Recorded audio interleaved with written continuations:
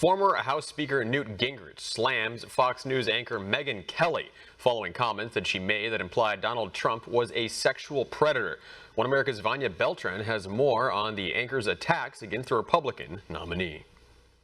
Megyn Kelly is making headlines again instead of just reporting them, with more disparaging comments about Donald Trump. Now, the latest incident is sparking controversy about the anchor, who hasn't been shy about sexuality in the past.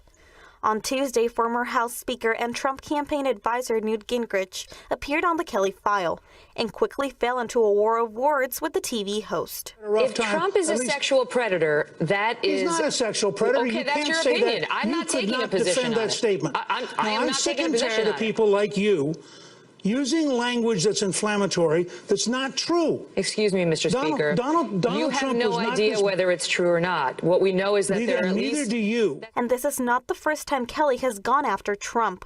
Back in August 2015, while moderating the first Republican presidential debate, the Fox News anchor opted out of asking Trump questions about his policies and instead focused on aspects of his personal life. Your Twitter account has several disparaging comments about women's looks.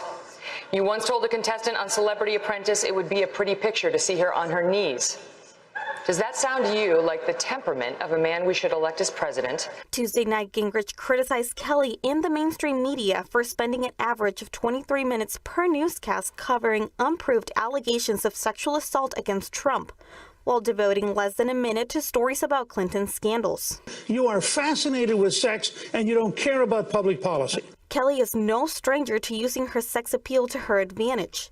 In a 2014 article written by Fox News political analyst Brit Hume, he admitted part of the reason why he passed on her audition tape to then CEO Roger Ailes was because of Kelly's looks. In a 2010 interview with GQ, when questioned why she sat behind a glass table, Kelly said TV is a visual business and people want to see the anchor. When asked about the type of fan mail she receives, she said she tends to get emails saying she's hot, and she does not mind them because they're not insulting. She also said she does not consider herself to be a feminist, because that would mean she would have to tone down the sexy aspect of her persona, which she is not willing to do. That same year, Kelly appeared on The Howard Stern Show and engaged in a game requiring to choose from a list of 3 men who you would rather marry, kill, and have sex with. Her options were co-workers, and instead of cutting the interview short out of respect for the men, she went on with the game. I'm going to marry, I guess, Hannity. He's probably got the most dough and is the youngest, right? Does he have the most money? He has more than O'Reilly? I guess I'll go with O'Reilly on the F because he wrote a book that had some saucy sex scenes in there. So maybe there's something erotic about O'Reilly. And then you kill Glenn Beck. Yeah, because I know Glenn I can see the headline over there now. Did you ever think about being a stripper? Ever in your life? No, and I don't think I'd be very good at it. You don't? No. Would you ever get implants? I don't think so. Those are real breasts. Yeah, these are real. I mean, they don't look fake, please. Wow. You know what's funny is when I got pregnant... You're a C-cup, aren't you? You are. My husband calls them killer bees. Oh, they're bees. Yeah. They look like C's to me, don't they?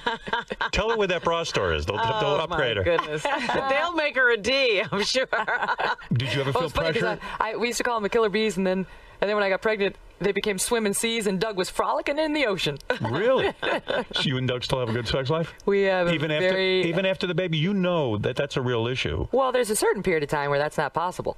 You know, after you have the baby, you're off limits for a while. After the baby, you had sex during your pregnancy? Some guys don't. There were no issues. Really? There were no issues. Yeah, I mean, everything's... Even in the third trimester?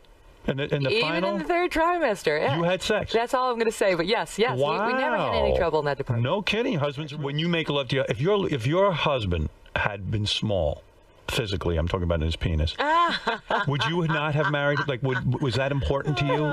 Like, would you have said, like, look, I don't think I can live with a penis this small? You're a great guy. I reject the hypothetical. There's no issues there. It's not important to you.